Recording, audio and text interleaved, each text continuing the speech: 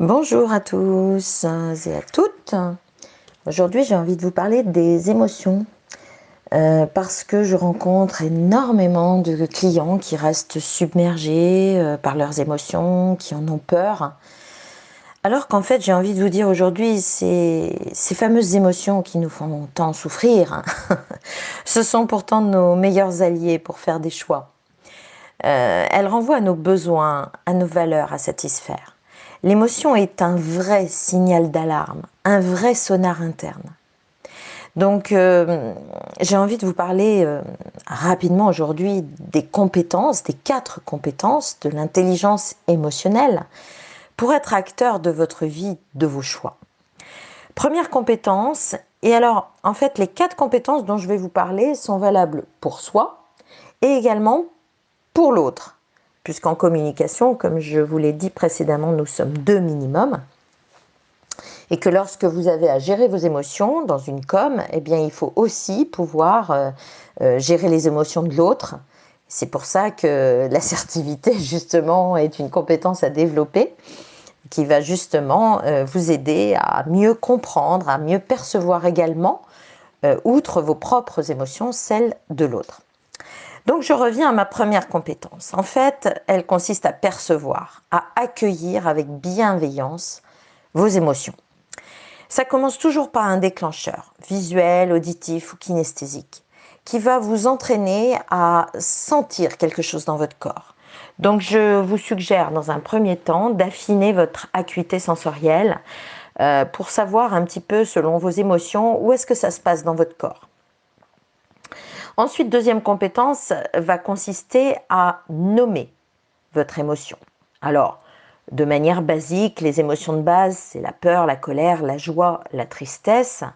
Il peut y avoir également le dégoût, la honte, la jalousie, etc., qui sont souvent la combinaison de 2 émotions primaires. La troisième compétence de l'IE concerne le fait de comprendre votre besoin à satisfaire face à l'émotion que vous ressentez. Par exemple, quand vous avez peur, vous avez besoin d'être rassuré. Quand vous êtes triste, vous avez besoin d'être réconforté. Quand vous êtes joyeux, vous avez besoin de partager. Et quand vous êtes en colère, eh bien souvent vous avez besoin d'être respecté. Donc il faut clairement exprimer votre besoin à l'autre en disant voilà, je me sens triste, j'ai besoin d'être réconforté. Alors la formulation sera très importante de dire j'ai besoin de quelque chose et non pas j'ai besoin que tu. Parce que là, on responsabilise l'autre alors qu'en fait, un point très important dans ce message, c'est que vous êtes le seul responsable pour satisfaire votre besoin. Il faut ensuite trouver le moyen de le satisfaire et à ce moment-là, vous pouvez demander un câlin à votre conjoint, à votre copine, à votre copain pour que vous puissiez satisfaire votre besoin de réconfort, par exemple, si vous êtes triste. D'accord ? J'espère que vous me suivez.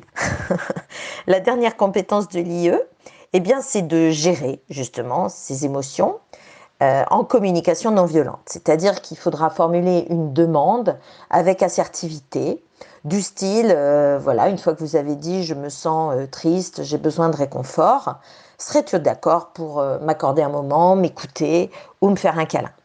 D'accord?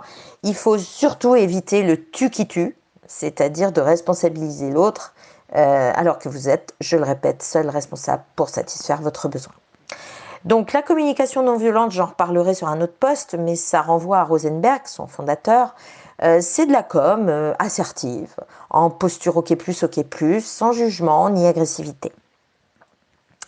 Voilà, c'est en cela que vos émotions sont vos alliés. D'innombrables bouquins sont faits sur ce thème. Je vous renvoie notamment à l'intelligence émotionnelle au quotidien ou alors à faire de nos émotions nos alliés. Manger ses émotions, c'est super intéressant aussi puisque là, il y a une méthode holistique en fait entre votre comportement alimentaire et la gestion de vos émotions. Donc c'est fort utile. Et puis la clé, bien sûr, c'est de s'entraîner. De s'entraîner à formuler donc votre émotion. Déjà à prendre conscience de ce qui se passe dans votre corps.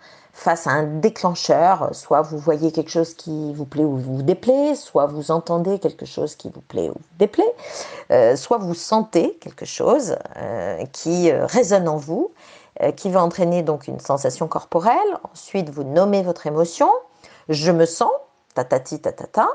Vous comprenez votre besoin à satisfaire, j'ai besoin d'eux, et ensuite vous formulez votre demande. Alors c'est très utile de s'entraîner, je vous y invite vraiment, le plus souvent possible d'ailleurs. C'est très facile de vous entraîner lorsque vous êtes serein, sur des petites choses au quotidien. En revanche, sous stress, c'est toujours plus complexe, puisque justement la gestion des émotions, c'est principalement sous stress qu'elle pose problème, souvent. Donc je vous invite à vous entraîner quand vous êtes bien dans votre vie, quand vous êtes serein, de manière à vraiment développer votre pleine conscience dans la formulation en communication non violente. Et ensuite, eh bien sous stress, forcément, ce sera de plus en plus simple d'acquérir cette méthode. Et bien sûr, je reste à votre disposition pour vous aider dans ce sens. Allez, ciao, je vous souhaite une belle journée à tous.